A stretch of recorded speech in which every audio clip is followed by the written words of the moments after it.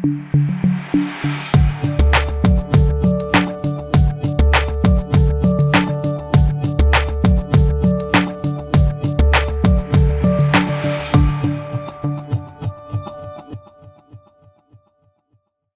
continuar con el programa, voy a dejar con usted a la doctora Tamara Carrasco. Ella es médico internista geriatra de nuestro establecimiento y es la jefa del Centro de Geriatría Agudo de nuestro hospital.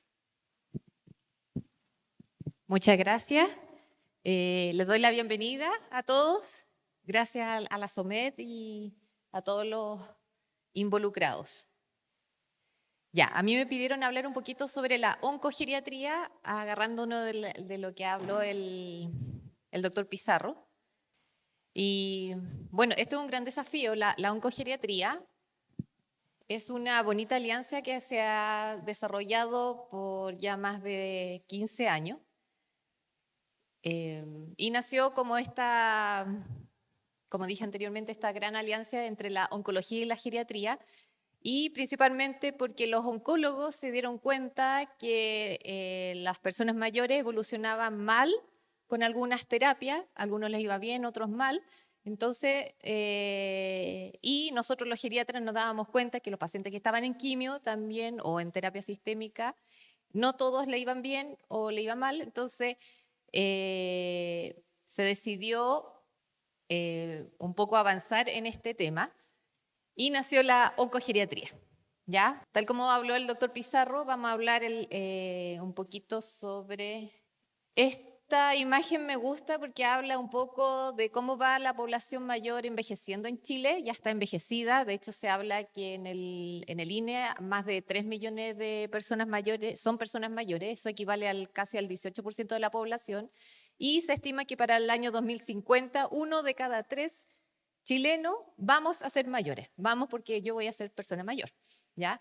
Así que es algo que ya llegó y tenemos que prepararnos. Ahora, tal como dijo el doctor Pizarro, el envejecimiento como que va de la mano con el tema de la oncología, y se sabe que 2/3 de los cánceres ocurren en personas mayores. Es la principal causa de muerte de Chile, es el cáncer, o sea, ya se desplazó las enfermedades cardiovasculares, y el principal factor de riesgo de tener un cáncer es ser mayor, estar envejecido, ¿ya? ¿Y por qué se da esto? Porque compartimos lo que se llaman los hallmark, tanto del envejecimiento como el cáncer, son muy similares, ¿ya? Existe esta inestabilidad genómica, una alteración en los epigenéticos, hay una inflamación crónica, disbiosis, etc. Y cifras similares que mostró el doctor Pizarro, se habla que este gran observatorio del cáncer a nivel mundial, que es de la OMS, el GloboCan, se estima que en Chile prácticamente hay una incidencia de 60.000 nuevos casos y prácticamente la mitad de ellos fallece. Si nos vamos dirigidamente a los grupos etarios, como ven en esta imagen, vemos cómo va aumentando la incidencia de cáncer después de los 60 años, y este aumento es exponencial. Ahora, el problema de esto es que no podemos poner a todas las personas mayores en el mismo saco. Vemos en esta imagen que envejecer es algo totalmente universal, pero es un fenómeno extremadamente variable, ¿ya? O sea, no podemos ser tan minimalista y decir una persona de 70 años le va a ir así con el cáncer o no, solamente mirando la edad, ¿ya? Porque es extremadamente variable, ¿ya? Y no hay una curva como por ejemplo pasa en pediatría, que uno establece curvas de desarrollo, curvas de crecimiento, peso, talla, pero en el envejecimiento no es tan fácil. Entonces, si solamente miramos lo que es el ECOG, que a nosotros los geriatras y a los oncólogos cada vez les está gustando menos, la edad y el cáncer, dejamos una mirada sesgada, ¿ya? Tenemos que evaluar la expectativa de vida del paciente, la calidad de vida y cómo nos va a ir de este paciente con el tratamiento oncológico. Entonces, la decisión terapéutica, tenemos 3 grandes pilares. Uno, en relación al cáncer, tenemos que evaluar el pronóstico vital del tumor, la agresividad y los síntomas que tenga el paciente. En relación al paciente, tenemos que evaluar su expectativa de vida, su reserva funcional y qué expectativas tenga el paciente en relación a su patología oncológica. Y en relación al tratamiento, cuál es la efectividad del tratamiento y la toxicidad. Para esto, lo que realizamos nosotros los geriatras es la evaluación oncogeriátrica, que es una valoración geriátrica integral, pero como ven ahí, el tiempo aproximado que uno se demora entre 45 a 60 minutos, que es una práctica muy prolongada para una práctica diaria, ya sea en el sistema público o privado, ¿ya? Entonces se ha intentado un poco organizar este tema, siempre teniendo en cuenta todas estas variables, la esfera biomédica, preguntar los síndromes geriátricos, cada uno, la valoración funcional, nutricional, mental y el apoyo social y económico. Ahora, a raíz de esto, se han tratado de hacer diferentes modelos en la oncogeriatría. Y estos son los grandes 3 estudios como pivotales que hablan de cómo esta valoración geriátrica integral, pensando en paciente oncológico, o sea, la oncogeriatría, ha mejorado un poco la sobrevida de los pacientes. De hecho, ha disminuido bastante la incidencia de toxicidad a la quimioterapia, prácticamente un 21%, ha mejorado la sobrevida de ellos y ha disminuido también la toxicidad grave de diferentes tipos de terapia. ¿Ya? Es así como diferentes sociedades científicas a nivel mundial dijeron sí, hay que hacer una valoración geriátrica integral, pero ¿desde cuándo? ¿Ya? Entonces, por ejemplo, la Sociedad Internacional de Oncología Geriátrica, la CIOG, habla que en toda persona mayor de 70 años debiese uno realizar una VGI. La ESMO, que es la europea, habla que en todo paciente mayor de 70 o pacientes que tengan linfomas de células B. La ASCO, que es la americana, habla que debiese ser en mayores de 65 años o en realidad en toda persona mayor que reciba algún tipo de terapia sistémica. Y la NCCN menciona que debiese ser en toda persona mayor. Entonces, como ven, cada vez se está tratando de masificar el tema de la valoración geriátrica, de hacer una evaluación oncogeriátrica, pero tenemos que dar herramientas nosotros al resto del equipo, a los oncólogos, de cómo realizar esta valoración lo más fácil posible y en el menor tiempo y no perder un poco el objetivo del tratamiento. Entonces, ¿cuáles son los dominios que sí o sí tiene que estar presente en una valoración geriátrica integral en un paciente oncológico? Tenemos que evaluar sí o sí la funcionalidad, la movilidad del paciente, las otras comorbilidades, la función social y el soporte social que tenga nuestro paciente, la esfera cognitiva, los problemas psicológicos, la nutrición y la polifarmacia. ¿Ya? Ahora, ¿qué dicen las sociedades? Primero, uno debiese hacer una estimación de la expectativa de vida del paciente. Yo no voy a entrar a detalle de esto porque esto sería como una charla completa sobre cómo uno realiza una evaluación en la oncogeriatría, pero para que sepan que estos son los que nosotros evaluamos cuando vemos un paciente en el policlínico. Vemos primero la expectativa de vida que tenga nuestro paciente, tratar de predecir un poco la toxicidad que tenga diferentes tipos de quimioterapia, ya sea con dosis adaptada o dosis reducida, cómo le irá a nuestro paciente en relación a eso, evaluar la funcionalidad, las comorbilidades y evaluamos también grandes síndromes geriátricos como caída, depresión, el estado cognitivo y siempre una evaluación nutricional. Pero ¿para qué hacemos esto? ¿Ya? ¿Para qué hacemos esta evaluación nosotros? Principalmente para que no nos pase esto, ¿ya? Nuestros pacientes, cuando encontramos que son pacientes frágiles, es como jugar el Jenga, ¿ya?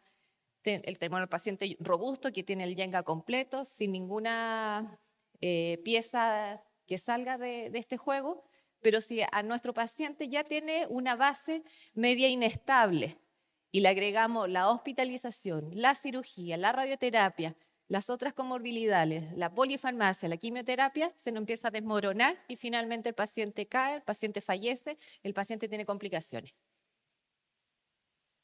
Ahora, ¿cómo buscamos fragilidad? La fragilidad que es este estado de mayor vulnerabilidad, o sea, no es algo inocuo a la persona mayor, sino que uno debiese buscarla y objetivar la fragilidad. Existen diferentes escalas y una buena, bonita y barata, y que ya está acá en Chile, ya está validada en Chile, es la escala visual de fragilidad. Y como ven, esto se trabajó en época de pandemia y se hizo un sistema de semáforo, ¿ya? Entonces el verde es el paciente robusto, es aquel paciente que va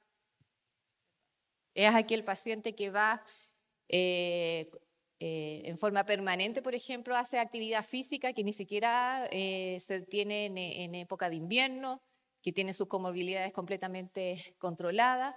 Después el paciente en la esfera, en el 2, es aquel que ya un poco sedentario, pero que no tiene mayores enfermedades. El 3 es aquel que ya tiene patologías crónicas, pero que las tiene controladas, y ya de ahí para abajo son todos sedentarios. El 4 ya el paciente más vulnerable, y el vulnerable es como el paciente prefrágil, y ya el 5, el 6, ya los pacientes frágiles y frágil severo, el paciente que está con dependencia severa.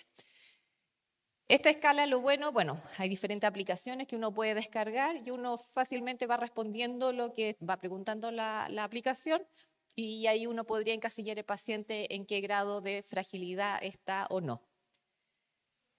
Ahora, esa es una forma para identificar el paciente frágil, pero también se ha intentado otros test como para buscar estado de fragilidad o vulnerabilidad en la persona mayor, ¿ya? Que son después evaluados para ver si nos pueden utilizar en diferentes tipos de cáncer. Entonces, uno de ellos es el BES-13, que un poco la gracia de esta escala que también habla de las actividades básicas de la vida diaria que puede tener el paciente y las dificultades o no de realizar alguna actividad motora, ¿ya? Que tiene una especificidad sobre el 70% si nos da un valor mayor o igual a 3. Otro que se utiliza bastante en oncología, y de hecho nosotros como hospital lo estamos utilizando principalmente con los cirujanos, y con los hematólogos, no los cirujanos, en realidad la enfermera que trabaja con los cirujanos, ella realiza lo que es un score, que es el G8, que lo que hace ella es principalmente evalúa el paciente mayor de 75 años y realiza este score. Y como ven, es bien amigable. Uno empieza a preguntar, nació a través de otro score que es en relación desde el punto de vista nutricional. Entonces uno pregunta, ¿ha disminuido la cantidad de alimentos que ingiere en los últimos 3 meses? Severo, moderado o no ha disminuido. La pérdida de peso, movilidad, problemas neurocognitivos, ya sea demencia o depresión, el IMC, que sabemos que no es buen índice, pero es lo que hay, si toma más de 3 medicamentos al día, y en comparación con la gente de su edad, cómo se siente en su estado de salud, y la edad, ¿ya?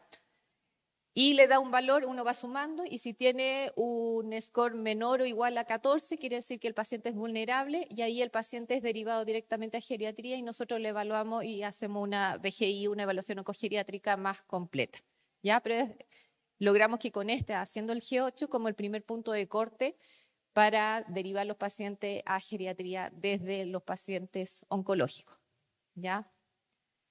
Ahora, otra forma que también han realizado otros grupos de trabajo, por ejemplo, aquí agregaron el G8 con la escala visual de fragilidad y el Hungry, ¿ya?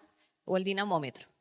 Y uno lo mete a una fórmula y ahí uno evalúa un poquito, podría predecir el riesgo o no de mortalidad del paciente en el próximo tiempo, con un riesgo en el próximo, por ejemplo, año. Con alto riesgo de fallecer, moderado o severo, ¿ya? Ahora, ¿es la fragilidad una contraindicación absoluta de, por ejemplo, de entrar a cuidados intensivos o someterse a una quimioterapia o someterse a una cirugía, etcétera, etcétera?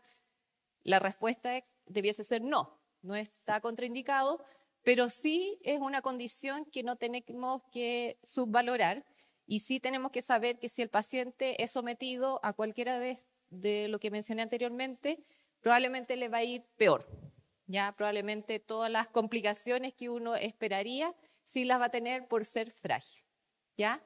Y es una alerta para nosotros para evitar la fragilidad de los pacientes, para evitar que caiga la fragilidad.